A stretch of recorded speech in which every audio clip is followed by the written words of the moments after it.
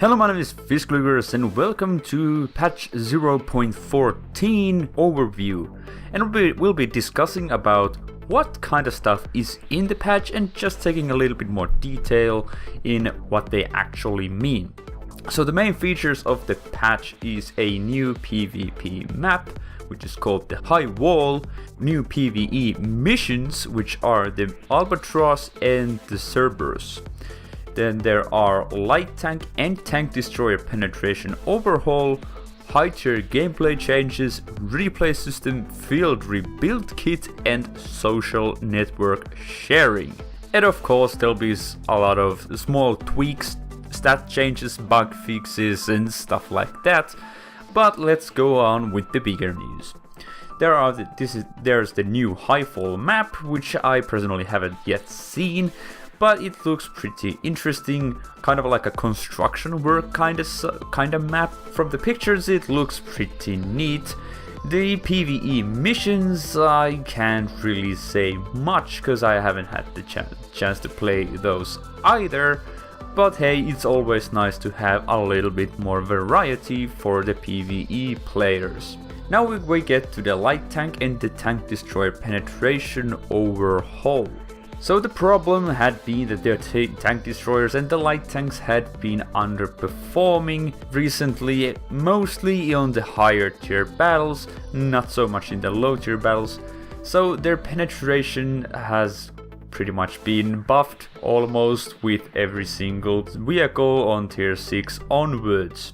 With a quick look, so the light tanks Stingray 1 and 2 got pretty good actually buffs to their penetration, adding quite a lot of more punch to their shells. The XM8 also got a decently good buff to its penetration. The M8 Thunderbolt did not get any bonuses because its penetration is already pretty good to begin with. Now most tank destroyers did get buff to their gun depression and some of them to their gun elevation. I don't know what's up with that, but for instance, if you check at the moment the AMX10P pack 90, it says that it should have minus 10 degrees all sides, front, sides and rear, but in the garage at least it doesn't look like that. So I don't know if it's like a glitch that the in-game statistics won't yet for some reason show it, or is there some other problem, but that's what it should have. That's what reads in the patch notes, but that's not what reads if you inspect the tanks in the game. And then we have the high tier gameplay changes, and what it just says here is that to reduce unpopular elements of high tier gameplay, we have decided to introduce numerous additional changes that will mostly concern main battle tank players. And that's it. So what does that actually mean? Is that they have actually made quite a number of different changes. First of all, the wheels of a vehicle does no longer grant as much armor as they used to grant, so you don't have so much really odd bounces, which is, I feel like, a really good thing. But something that I hadn't personally so much noticed. It does happen time to time, but yeah, I guess these are like the minor fixes.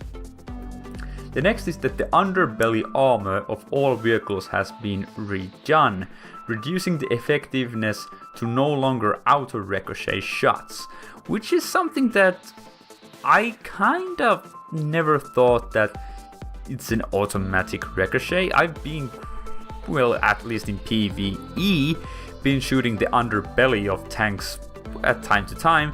In PvP, not so much, but I guess it's a good thing that they have redone them, so that it's a more viable thing to do.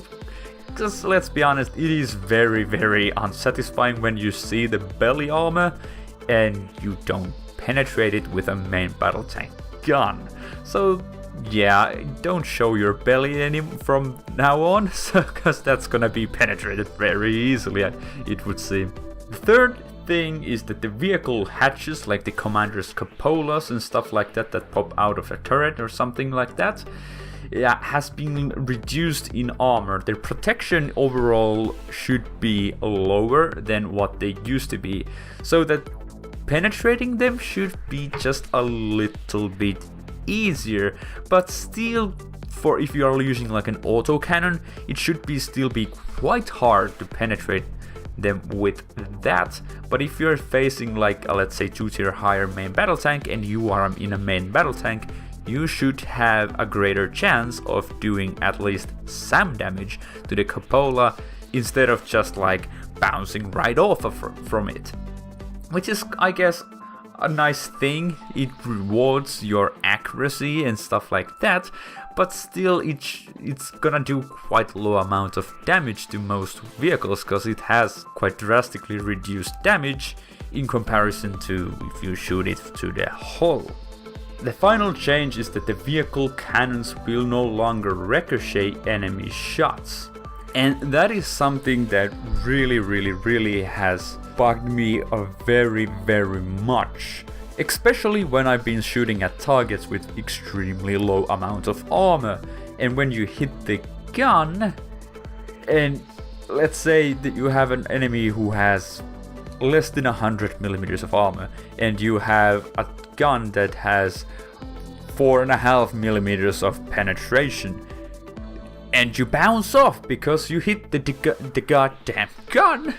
That is just like, oh, why?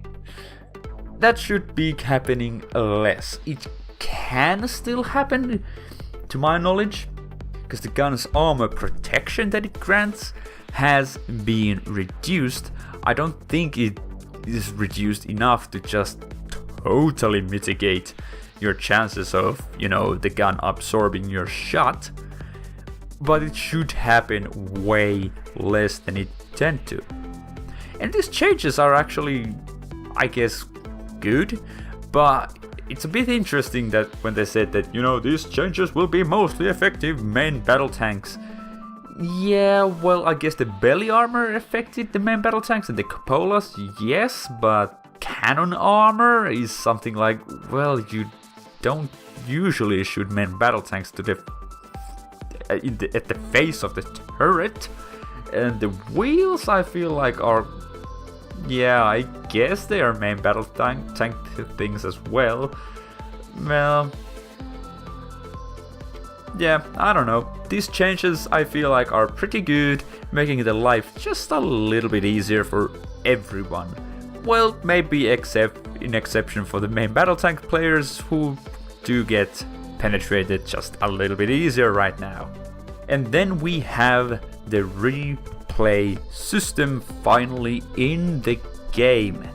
And I made already a video about that, so if you want to have closer inspection on how to get it functional and how it works and all sorts of stuff you should know about it, link into the video description to that.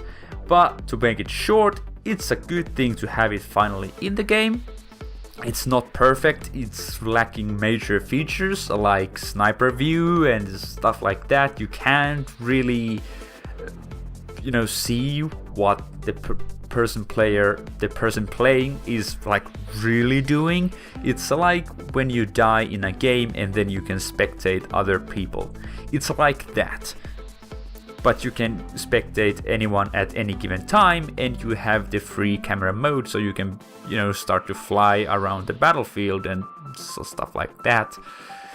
So, I guess it's more like a content creation thingy-bob, rather than like really doing it for the gameplay. But I guarantee they'll be upgrading it gradually, making it better, adding the sniper view in the future and all that stuff that we expect it to have, but it doesn't have everything as of now. But it's still pretty good addition in my book. And then we have something that is very interesting. It is only for PvE. It's a field rebuild kit. We already know what a field maintenance kit is, because it's been in the game since, I believe, from the beta launch. The the kit that allows you to refill your ammunition and repair your vehicle for, I can't now remember how much HP, but some amount of HP. Their field rebuild kit costs way much more. But you can use it when you are dead. When you die, you get a 30-second window to revive yourself, and you're restored to 60% health and ammo at a predetermined revive point of their choosing. So I guess you can choose where you revive. I don't know, haven't seen that in action, but you can revive yourself, which is interesting. And you are invulnerable for 15 seconds or until you fire. So you need to keep that in mind. But you can also use this kit as a field maintenance kit kinda. If you are not dead and you use it, you'll be instantly having full HP, 100% of your starting HP, and you will be granted a portion of your ammunition. It says portion, I don't know how much that is, but I believe it's a good chunk of ammunition because you can get it to 60% if you die. So yeah, that is a pretty interesting thing, and I guess if you're playing a hard match and there's just like 1 or 2 enemies remaining and just like you die and they're like, god damn it, I know I can beat this and my team really needs me, you can burn that field rebuild kit to get back in the fight, but it will cost quite a much. At tier 5 at least, it is 25,000 credits, but it doesn't seem to go up in price. At tier 8 it is also 28,000, so that is interesting. I feel, I guess, you know, you might want to use it instead of the field maintenance kit, you know, because the field maintenance kit at early tier it's like a couple of thousand, but tier 8 it's already 14,000, so it's, you know, well, it's still 11,000 credits more to use the rebuild kit rather than the maintenance kit, but hey, you get a full HP out of that, so yeah, I guess it's a bargain, especially if you don't need the credits that much. But interestingly, you cannot get it below tier 5. I don't know why there is that kind of restriction, but at least as of now, you cannot buy it on a tier 4 or lower vehicles. And then we got some social network sharing. So pressing the insert key allows you to automatically share screenshots to default social network. Quick share screenshots are also saved locally to your chosen folder. And that is just like, you know, if you're using a lot of social media and stuff like that, yeah, that's gonna be probably neat, but I don't know anyone who uses that, but I guess, you know, if there is someone who uses it, that's for you. But at least as of me, I have no functionality for that, unless maybe you get like an absurdly good score, like ridiculously good score. Maybe you wanna be like, oh, I just got a really good game under my belt. But really, it's not so hard to just print screen and then upload that. But you know, yeah, you can. I guess you can just do it the easy way or the hard way. Yeah. So then the stat changes that are actually, there's very few. There's like a couple of here and there, nothing big. It's mostly the light tanks and tank destroyers that got beef up to their penetration and gun depressions. But other than that, nothing really major. The BMBT prototypes got its rear armor reduced by 10mm, M1 Abrams got a new model, no stat changes, the T-80 main battle tanks got a little bit buffed, and the Warriors got just a little bit of a armor buff, but nothing, really major, nothing that you should actually see outright that holy shit, that's got a huge amount of armor or penetration or anything. It's mostly the tank destroyers and light tanks that got beefed up. I believe it was the Stingrays that got the most eyebrow raising buffs. They're not super huge, but they can be around to up to 30mm or so. The Stingray 2 has, I believe, the biggest buff. The best armor-piercing bullets penetration was 375 and it's now 411. So yeah, there are some pretty good buffs here and there, but mostly it's not huge buffs, but some buffs here and there. So that pretty much wraps up the 0.14 patch. I was myself hoping a little bit more with the replay system. It's not perfect, but it's there. We'll have to wait and see when they upgrade it to be more up to par with its obvious competitors, the World of Tanks and the Armored Warfare, because in World of Tanks you can go to the sniper view and pretty much see the game exactly as the player played it, but here you really can't. But that'll be all for today. Thank you so much for watching, and I hope I'll see you in the next video.